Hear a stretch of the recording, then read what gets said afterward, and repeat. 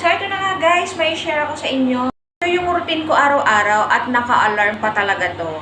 So, since ako lagi akong busy at lagi ako nandito sa taas, lagi akong meron nito sa kwarto. Re-reveal ko na, walang iba kundi tubig.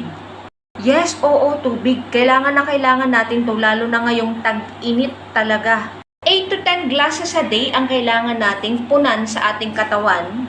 Marami sa atin natataranta kapag may sakit. Why not consider natin ang tamang pag-inom ng tubig?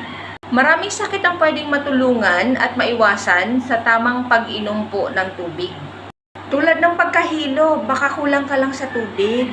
Baka dehydrated ka na, kailangan mo nang uminom ng tubig. O diba, aminin nyo, minsan pinupulikat tayo, yan, kulang din yan sa tubig. At sa mga gustong pumayat, Diyos ko, nakakapagpababa ng timbang po ang pag-inom ng 1 hanggang 2 basong tubig bago kumain.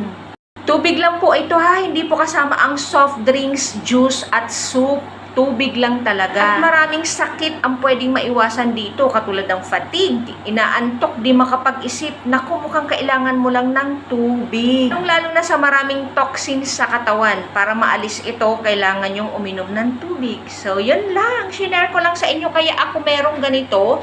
Meron akong alarm talaga na kailangan i-alarm ko yung sarili ko kasi busy din ako. So, pag tumunog yung cellphone ko, alam ko na ay iinom ako ng tubig. So, yun lang naman na i-share ko lang naman. Maraming salamat!